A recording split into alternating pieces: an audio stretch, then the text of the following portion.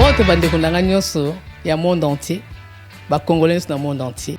Ngai Mama Pauline Lumumba naza présidente ya RDC Monde na Genève. Na ye liboso na bino lelo na sengi bino bosa adhérer na RDC Monde.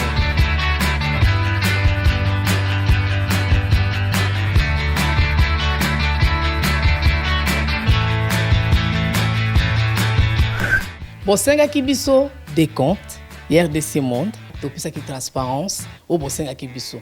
Bokota na compte na biso ya YouTube. Bokomona sur RDC Monde TV. Tout est détaillé là-dedans. Bandeko langai. Botala ce qui n'a no brutalité. Bokende na YouTube sur RDC Monde TV. Bokomona RDC Monde et saliba preuve na. RDC Monde, la transparence totale. 32 239 23 francs suisses. Na Kationa, tous en statistiques par pays. Pour la Sabino, tous en premier Suisse, deuxième France, troisième Belgique, quatrième les États-Unis et ainsi de suite. Na RDC pas en la 4. Bino, vous avez hésité, Boya, transparence, tout le temps à projet, futur. Bisous pour ça l'amour. RDC Monde, Katabo. Bienvenue sur RDC Monde, partout à travers le monde. Et Sengo, Ezama, Kaspambate, Boza et Billy, Bozola, de partout. Les lots, tous en Sengo, Mabongo, na plateau Nabiso, il y a émission Point Carré, l'un des chevaliers de la pluie, mais na Combo, il y a 12 Jésus Beledou. Oazali Bongo, Moko Bapandi Sango, il y a 4 Sambora Nabiso, mais l'autre, il y a un qui analyse politique pour tout, mais un peu qu'on soit là. Pourquoi? Parce que Azapé, na magazine, to na média ligne, Liberté Active, je crois bien. C'est ça, naïe, tu vas te belé pambaté basuk c'est belé peut sera pas na poto boto mais un peu qu'on informe aussi population binimi mingi bino bandeko boza bon na diaspora ou bozela raité awande makambo solo utaka awande place wapi réalité ezali pe place wapi partialité à solo pe kitoko ezali. En tout cas merci une fois de plus et ça bien toujours s'abonner massivement sur RDC Monde.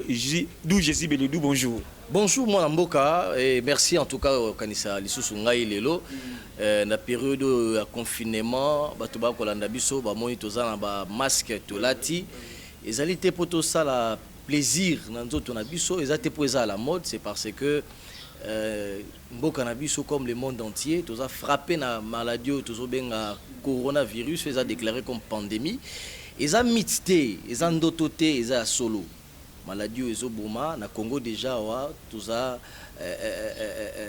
na 356 cas au moment où nous parlons maintenant et 25 décès, c'est beaucoup. Alors beaucoup, il faut beaucoup de pédagogie, il faut sensibiliser les Congolais. Et ça, la fable de La Fontaine T, et ça, maladie ezoboma ya solo et loko ezopé sa ko banga makasi ezali été telelo na minute toza kolobawa kisinango ezwamina noté. Kisinango ezwamina noté méthode ezali kaka prévention. Ko garder distance à 1 mètre, ko sokola maboko mwa mingi, ko pesa bizu mwa mingi te, kasi mokonzi ya mboka apesa kilolaka au gouverneur na biso ya ville Kinshasa Gentini Mbaka Ngobila ambetaki lisusu sete alobi port ya masque est commis obligatoire. Très bien. Alors singe na biso ba congolais ceux qui ont mbongo kosomba masque ezali 2000 to 2500 te ata kiteni wana ezali kosomba pona nini ya liputa ngana na koyebisa ba kongomani basomba ata ya liputa ya 500 ezali ko se préserver contre maladie ezako boma eza ko la moto tango kendaka libanda obike na ke libanda wa il faut na ça nini na somba préservatif na lata moto atinda rayote mais yo moko obi side ali soki na lati teta mususu side ali na kokufa. Donc il faut tout côté sa pédagogie wana to lata masque biso moko. Donc c'est très important tango soupe to kolobela makambo etali amende mais na moi lo mbango na koloba boy amende ya 5000 francs botala total la situation ya ba Congomani. C'est vrai, il faut être obligatoire. Mais ceux qui ba kangi moto pour la amende il y a 500 000 francs et c'est 5 000 francs il faut fouta francs congolais. Ceux qui a fouti et le koni ko ya sima.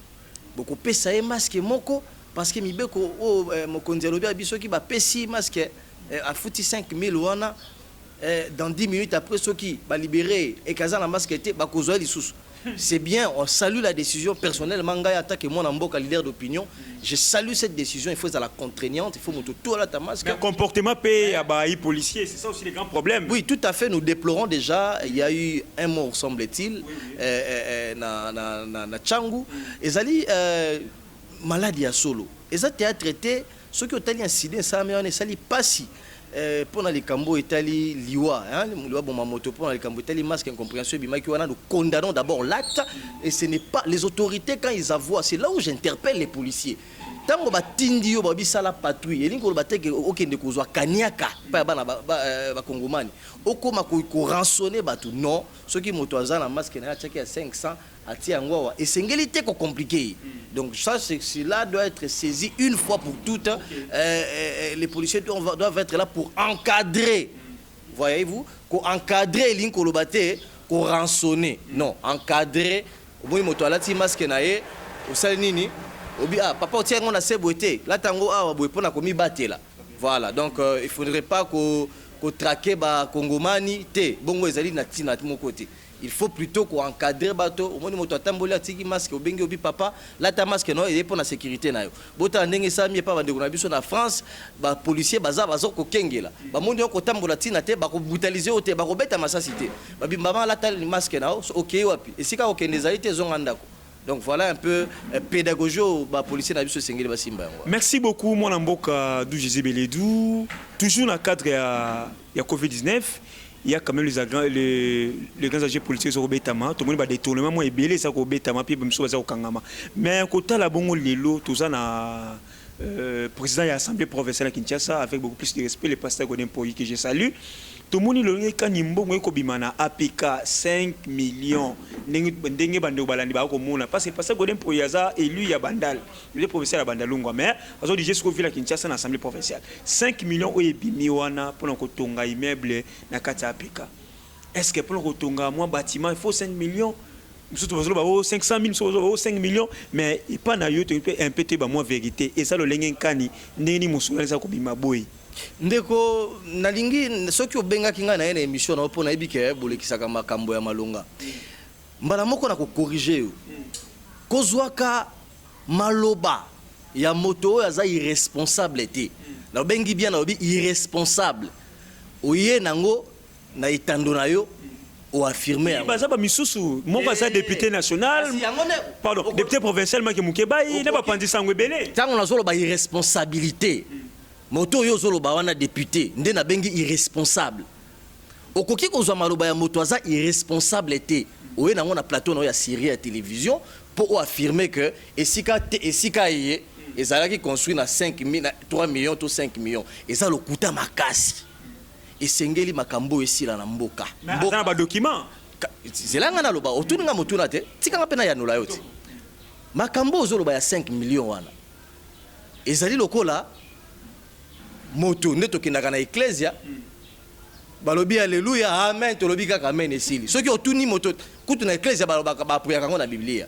Soki otuni moto wana ala kiso mokanda oyo balobi bâtiment ya APK pour nous construire ngo sengaki 3 millions 5 millions de dollars à couper ça oti akobeta bete monoko yango moni akosaka boloko à tout moment ofandi lelo oki ofingi molendo sakombi ofandi lelo oki ofingi oyo ofandi lelo ofe ofingi kombo ya bato na monoko kuta na monoko ndo moni bakangaka ya à tout moment asaka boloko etango akokota boloko biso bapanzi sango tokoka mutema pasi ko kende lisusu ko sengela bolimbisi TTT heureusement pour na biso azaka sous député azaka sous de cet comme député wana ezali nini na ngina zonga la mutuna na yo.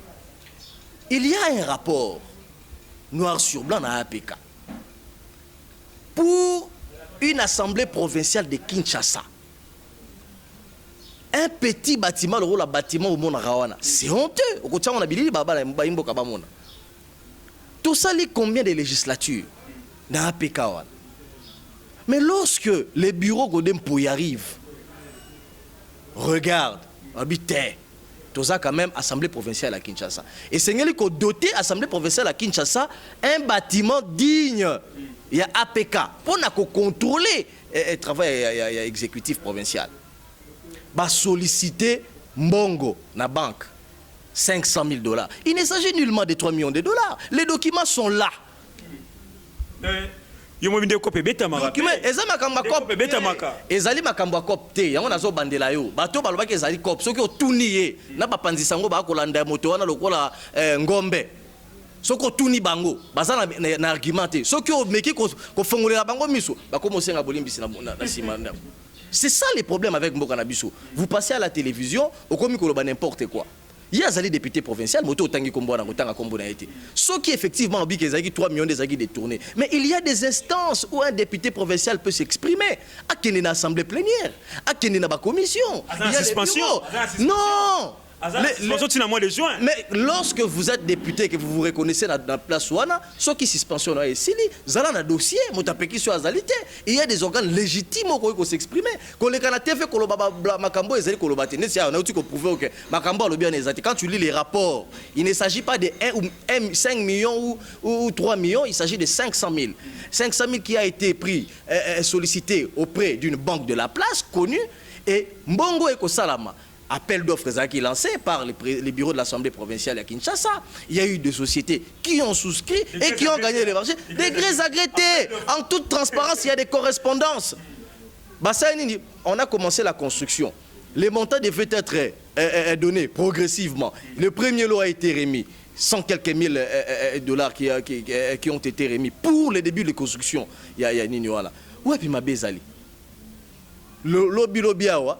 Godem po ya kozala te, bureau wana kozala te, mais eloko ni tokozala nango, tokozala bâtisse ya assemblée provinciale à Kinshasa. Oyo lobby neti yo ndeko nanga oza mayele bosoko comme député provincial, tu vas siéger en toute responsabilité. Donc nous pensons que ce sont les affabulations esengeli etika. Tango nazo kamakambu ya 3 millions, nazo kazu makambu ya député provincial azwaka 17 millions de francs congolais. Mais makambo na lobaka azwaka ngo wapi député provincial Mobimba. Mais c'est gazana baningo bazana kati kuna ba kopesa ye masolo. Tuna mokanda nini oyo balakisi député provincial koleka la question bibiso tozui 17 millions. Ezalité, c'est encore des faussetés. Nyoso wana pona nini pona ko salir bureau et assemblée provinciale à Kinshasa. Député provincial à Kinshasa azwaka 17 millions de francs congolais telelo parce que na loi na ligne budgétaire tilelo dans l'année 2020, ligne budgétaire en 2020 est voté. Parce que Mbongo barozo baroutango, Mbongo utaka na poche à Godem Poité, Mbongo utaka na poche à Chibalabalate, Mbongo utaka pas à moto. Il faut voter un budget pour ça. Un député provincial est censé avoir la maîtrise à Marambo dans Zoloba. Donc cette somme-là n'y est même pas pour ba fouta Bongo, mais attends Mbongo ya laki, ba peki cité que député a 17 millions.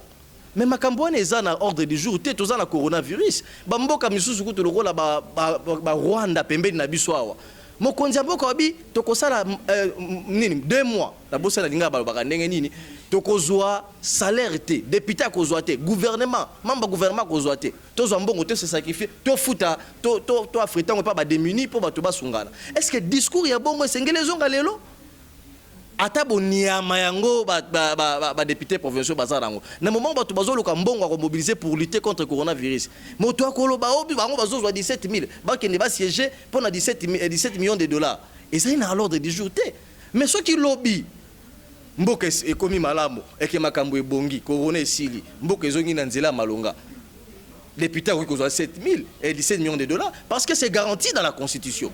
L'article 109 de la Constitution, Boro Fungola, le député Fazala na makoki malonga, azana mbongo malonga, pour azala exposer la corruption terre. Donc, c'est-à-dire, c'est tout à fait logique. Bato ba koyaka na babiloko wana ba déclaration des affabulations wana, ce sont des gens qui sont soudoyés par bateau exécutif provincial ya Kalao bazala makala na boloko. C'est ba kotinda e. A kotinda ka bango bazali bato ya FCC. Moto wana kotanga kombo aza moto ya FCC. A du Jesibeledu, aza moto ya Lamuka. Aza moto ya Lamuka wapi? Mais oui. Asa kana conviction politique. Mokote. Soki otuniye ozala olobi azaki katumbiste. Lelo azasu katumbiste te akomi moto Fayulu Martin Fayulu. Pona nini? Azwa kanyaka ya Katumbi asali la campagne. Afutela enda ko te tango esili alongwe kuna komi pa Fayulu azaka na conviction te. Aliaka na Matata Ponyo, aliaka na Vital Kamerhe. Lelo comment ofinga Vital Kamerhe? Mais azaki moninga ya Kamerhe. Bafanda kabaliaka fufu bakendaka sika moko bamelaka masanga etc. asengaka mbongo. Donc c'est-à-dire ce sont des gens qui sont engagés pour les ventres. Alors malheureusement pour eux bakutani na président de l'Assemblée provinciale Godin Poy, c'est un monsieur méticuleux. Il y a ça assez de pression. Il y a une méthode. Dès que c'est laissé muto, azana ba diplôme 7. Un docteur en économie, un professeur, quelqu'un qui incarne beaucoup de valeurs et de surcroît un serviteur de Dieu. Yo quand on influencer car on la muki OK, obi aller, au fingi moto poko mi ko senga mbongo, pesa mbongo pona tika makambo. Et ça que pasteur pe bazo sentir na terrain té. Mosala a député provincial, Mosala a député provincial. Mais il basé belé ou ba gouvernement provincial les gars qui mbalasi. Combien basa na prison kuna? Basa mingité. Na kotengela ba kombote. Na yebi bango pe basa finance yo. Matondo. Est-ce que oyebi que son excellence gouverneur ya ville à Kinshasa Gentilimba Kagumbila a sali déclaration moko fracassante. Alobi nyongo yo gouvernement o eleki exécutif provincial o eleki. Ba koti nyongo na ba banque nyonso ya Kisasa ya Congo. Sauf Banque centrale du Congo, il y a 60 millions de dollars. Mbongo wana eza wapi? Godin Poy tangwaye afongoli dossier. Tangwaye ba action na ya liboso. Il fallait azongisi la Kinshasa mbongo na yewa. Asa la mission na ya contrôle parlementaire. Nde bato batinda mikuna na boloko. Et telelo, ezana ba circuit ya mbongo oyo ezokoleka na mafia ya bato wana. Yango moni balingi moto ya Godin Poy kwea. Mais di matolo Sénégal échantillon. Moto wana ba ya kopesa e ba élément yango moni Godin Poy otuninga motula ko za distraité. Olobi na ngai axe ya ko sa mosala tote na yebiso na obi bato bana boloko kuna. Ezai mosala nde ko salema. Mosala ya parlementaire, ya député provincial elingi koleka na TVT ko finga bato, ko tanga kombo ya bato te. Et ça maka na assemblée provinciale ko voter ba loi, ko contrôler exécutif provincial, ko contrôler mosala yango wana. Soki osaka mosala wana to lekaka na TV ko finga bato ko tanga kombo ya moto, wana ezali mosala parlementaire te. Wana ezali mosala député provincial te. Wana tika mosala kuna yaka fana na plateau to mesala ko sala émission de to sala kaboito ko lobia bakambo. Koleka te na TV wana loka naza na dossier awa abosi kelanga tana loba naza na dossier belé awa kini kolobela ngo na bureau ya assemblée provinciale kolobela ngo awa te na TV na itandoike te bosami sa makabongo te. Donc aujourd'hui il faut saluer les efforts ya assemblée provinciale à Kinshasa incarné par son président Godin Poy qui lelo tozomona mboka na biso ekomi na contrôle otali na ba régie financière contrôler ko sala ma régulièrement en toute liberté et ça est acte à saluer. En tout cas, merci beaucoup. D'où je suis Beledou, ordonnance à chef de l'État. Le Tomoni commence à chef de l'État à réparer un peu garde républicaine. Et pour la yo, Tomoni Christian Choué, il est là comme commandant. Bato Bele Babi que non, chef de l'État, a tchekara bato Kabila, il y a mon nom. Bon, nabanza que mutu na mboka azarate. L'armée républicaine. Armée ezakate o armée na ngai armée na yo armée ya yekuna te. Lobi Félix akozate wa kokota koza président de la République. D'abord on a robanda ko féliciter acte ya mokonzi mboka. On attendait cela. Il fallait qu'il y ait le mouvement na armée et on sent que mboka finalement est comme ko kende na molongo. Na molongo a malamu.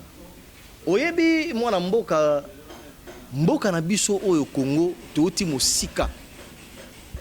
Touti na mboka moko oyo général akobunda major ya FRDC akobunda na front bolimbisi apusi ba Rwandais komi kuna mosika bazui appelle uti boy na Kisasa allez bino kuna nini zonga la Kisasa bazongisi na Kisasa allez ba rebelle bazongi na kati lelo mboka komi na nzela to komi komoni ba généraux na biso ake ntumba alonge tumba otumba pe sili population na este efandini nga na zwa mwangulu wana na mosala journaliste na kenda este to fanda ka okika babi okomi na nord Kivu kuna obi yayi bakata nini adef na lwe bomi kuna nga na mona nde bato bakufi kuna mais bazaba ndeko na biso baba ni amate.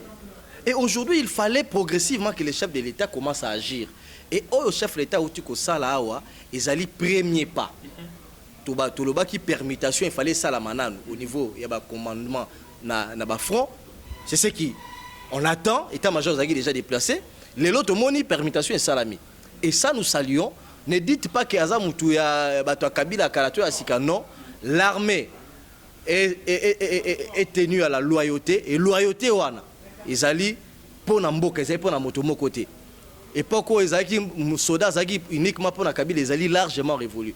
Aujourd'hui, nous pensons qu'avec le nouveau commandement, il y a garde des républicains, on aura beaucoup plus, de plus en plus, à avoir un peu confiance hein, à notre armée congolaise, bien que ce sont les mêmes les personnes au bateau Bazagina Kabila, mais nous pensons que demain, les choses vont encore bouger. Ça, c'est un premier pas. Saluons l'acte. Et demain, les choses vont évoluer progressivement. Ok. Dossier 100 jours. Vital Kamerhe, Lokanini Kingi, il était le chef de l'État Zabon Boloko. Ils ont un jugement comme la procureure qui est non à une menace politique. Bazo comprendre est-ce que les lots politiques côté Makambongo et la justice topé dossier il y a Vital Kamerhe.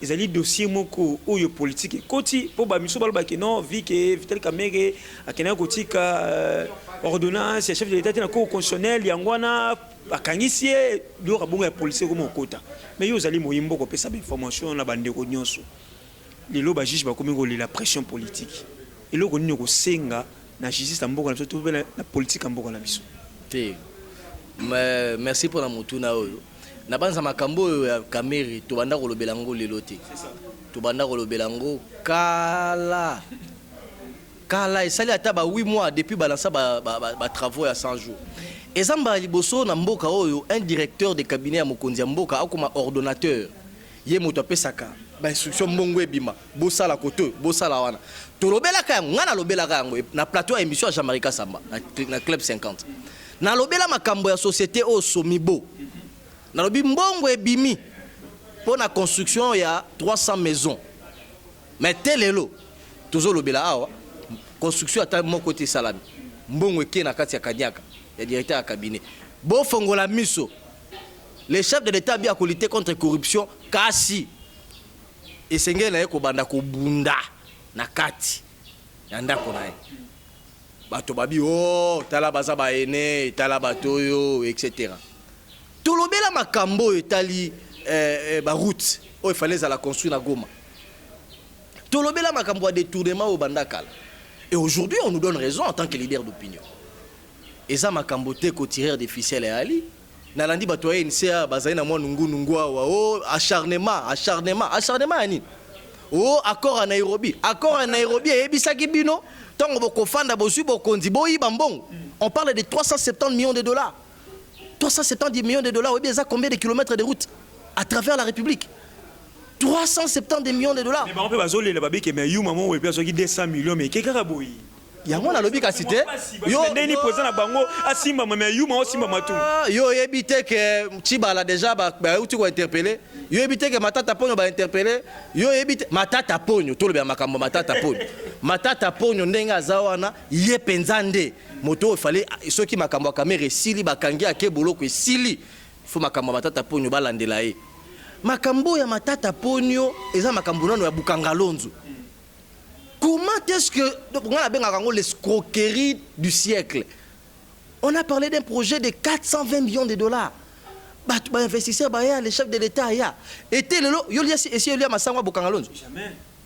Yewana a comme expert coupé ça point de presse. Mais un professeur. Kokonya qui passe à professeur. Même titre qui n'a pas segondé pour lui. Économiste un peu sous. Kokonya qui passe à professeur.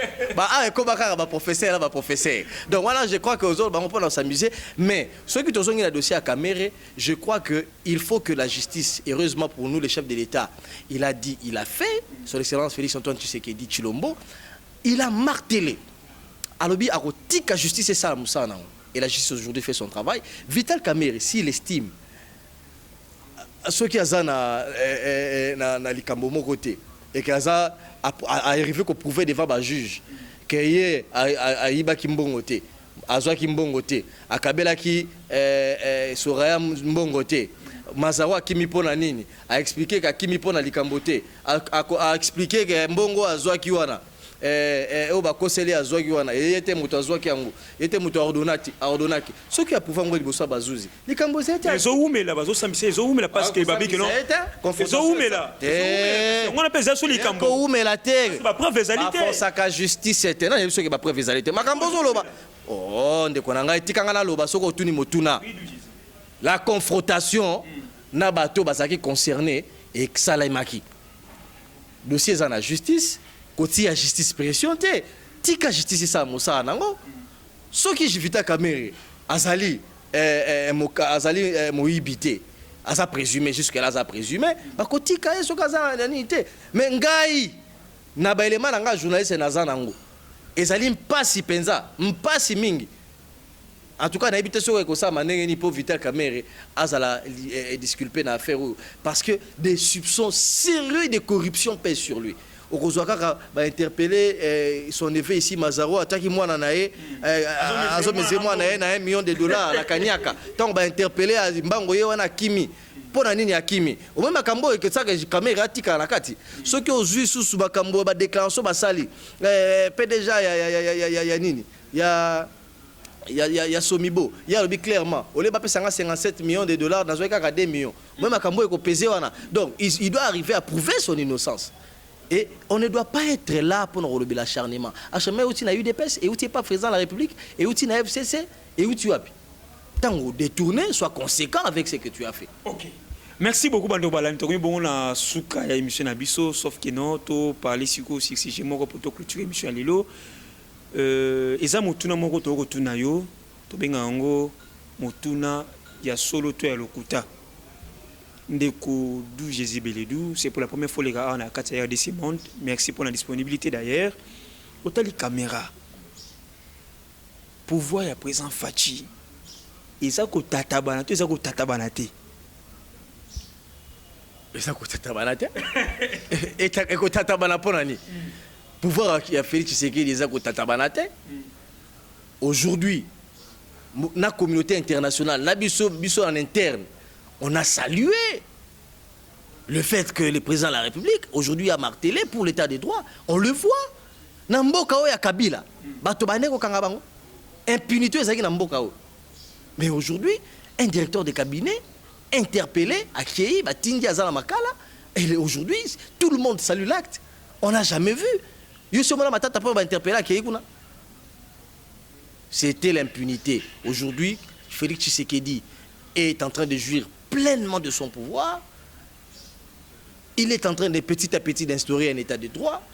Aujourd'hui, le chef de l'État, Félix Tshisekedi, est dans une situation de coalition. Mais cela ne l'empêche pas de faire respecter les lois. Cela ne l'empêche pas d'évoluer. Et aujourd'hui, on comprend que le pays, c'est vrai, certes, c'est difficile, il a hérité d'un pays en lambeaux. Il a commencé par combattre la corruption. Il a une année au moins de la prison. Donc, nous pensons que le chef de l'État a pleinement son droit. Les rêveurs, les gens qui n'arrivent pas à voir la vérité en face, qui pensent que le chef de l'État est sur la mauvaise route. Mais nous pensons que petit à petit, le chef de l'État est en train de se débarrasser des brebis galeuses. Et on salue l'acte. Et nous pensons qu'il faut continuer. Certains conseillers du chef de l'État ne sont là que pour profiter. Je le dis, beaucoup la diaspora, on diaspora et c'est faux, d'ailleurs, moi je suis parmi les Congolais qui pensent que double nationalité, il faut que tu aies la nationalité, une est indivisible, tu as double nationalité, aux français, mais aux appels à Congo, aux a droit à l'élection. Na Congo, il y a une Congolaise qui est députée, ministre en Italie, qui est députée. Donc il faut tout comme je salue la diaspora, mais il faudrait que les chefs de l'État se débarrassent des profiteurs. Il y a trop de profiteurs autour de lui. Et nous les pensons, même au sein de son parti. Il y a certains membres au sein de son parti qui pensent que Mokonza Mboka aza Mokonza IDPS. Té chef de l'État comme comprendre comme otia ngo mopanzi malembe coalition accord et linko lobate que population une fois souffrir biso photo yibate Mokonza Mboka comprendre ngo soki oza ata directeur de cabinet nae oyibi to soupçon ya moyibi ya sur yo ateyo mopanzi asa nini a continuer justice asa musala nae. Voilà. Merci beaucoup. Merci pour la mienne, Mayo. Merci beaucoup, Ndegonangai. Ça, Mosalo Sala. Je pense que Mboka Nabiso Lelo est dans la posa ya bateau. Baluka ka information. Na mondengo luki information, luki ngai poto sola makambo. Continuez la boye et lobby, bino, nde boko ça honneur ya presse na biso na Kisasa. Merci beaucoup, merci à Madame Pauline Lumumba, merci à Antonio Miguel, merci à Willing Gimbi, merci à Bonsolo Zolo, merci à vous tous au de partout à travers le monde. Restez branchés sur RDC Monde toujours dans notre émission Pression politique et puis point carré. Rems moment la présentation et tout à la prochaine.